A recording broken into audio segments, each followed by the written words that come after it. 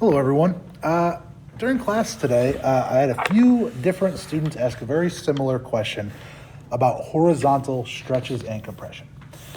And I think generally speaking, every student that brought this idea up kind of understood what should happen, right? What we should do mathematically speaking when we stretch and compress horizontally, but they just weren't quite sure on why they were observing what they were observing, right? That question right at the top of the page is a version of what I've heard from a few of you. Okay, but why does that happen? Very great. It's great to hear as a teacher. Excellent question. So let's take a look. We're going to start with our old standby, old faithful, as our parent function, our quadratic function. And I'm actually going to limit us. We're just going to deal with 0 and our positive values. I think you've dealt with quadratics enough to know, that this is going to work whether we were in the positive or negative direction. So what I'm going to do is just fill in this table, and I'm going to go a little bit further than we normally would. Our input here is x. Our output is f of x. We know that when we square, we're going to get 0, 1, 4, 9, 16, 25, and 36.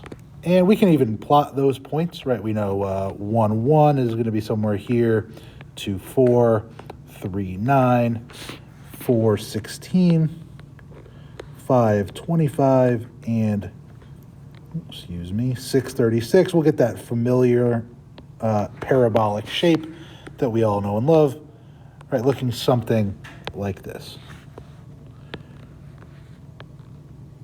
Right, this is our parent function, right? Our simplest, most boring version, we'll include 0, 0, our simplest, most boring version of a quadratic. And what I think has gone well is when we have a vertical stretch. So I'm going to use a different color here just so we can see the difference. Again, we're going to take x as our input, and we're going to use g of x as our output here. And what you'll notice is there's no parentheses here. There's that 3 is not being squared. It is external to the operation. So this would be a vertical stretch by 3. And what I've found historically is that this makes sense to us because the tables make sense to us, right? If I square 1 and then multiply it, I get 3. If I square 2 and multiply, I get 12, 27. I think these numbers are going to get a little unwieldy soon, right? Squaring 25, we're going to get up to 75. We're off our graph at this point. 6 when we square it is 36. Multiplying that by 3, we're already into the triple digits there.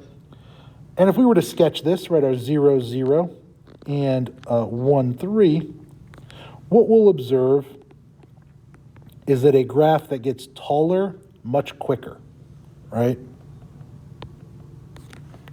448 is off our graph.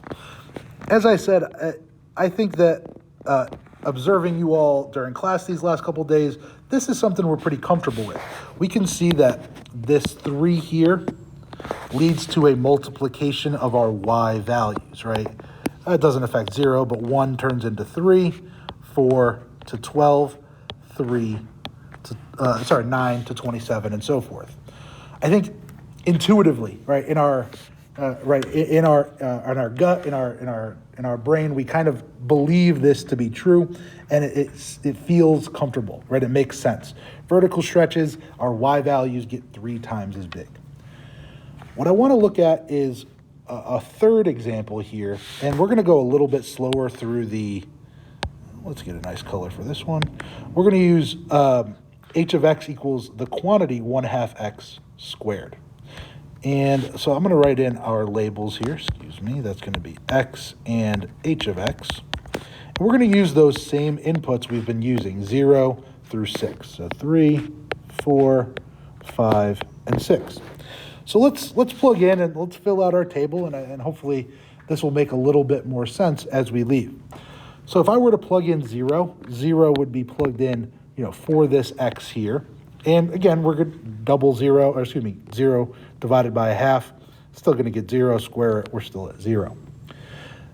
Once we plug in 1, we're going to get 1/2 squared, and the result there is going to be 1/4.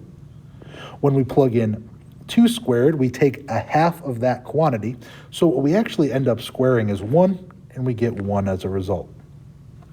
When we plug in 3, we will have 3 halves quantity squared. That's going to be 9/4. And when we plug in 4, we divide that by 2 to get 2, and square that, we get 4 as a result.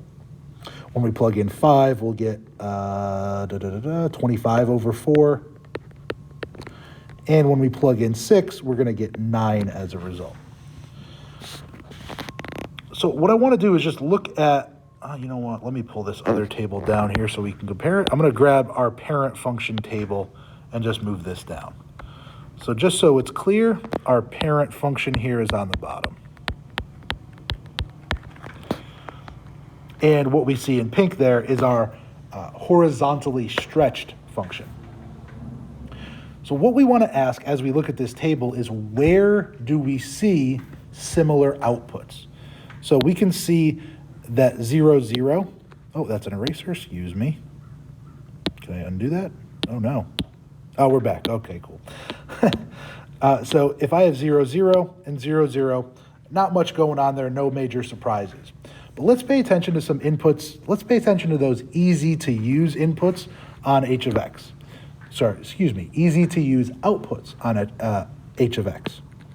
Here I have 2, 1. At 4, 4, I have a nice easy to work with input and output. And then finally at 6 and 9, I can see that I have nice easy numbers to work with. Let's compare where we see those same outputs on our parent function. What we can see here is on our parent function, we get 1 as an output here, 4 as an output here, and 9 as an output here. Look at the inputs. Our inputs are twice as big in order to get the same result. Let me say that again, because that's really the big idea that I really want to communicate with you guys. When we have a parent function, like we have at the bottom here, f of x equals x squared, we have our familiar inputs and outputs. With our transformed function, I'm calling h of x here, just rewriting it so we can see it all in one place.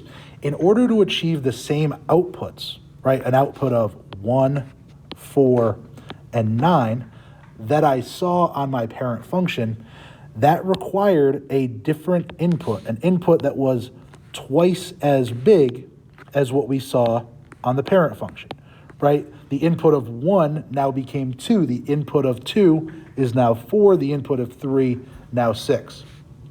In other words, we have horizontally stretched just writing that out, right? We have horizontally stretched our function. Our quadratic, our x values are twice as big than they were on our original function to get to the same outputs. So why do we have to reciprocate? Because that's what happens to our graph, right? That seeing this 1/2 as part of our function will double the x values in order to achieve the same y values. Hopefully that helps.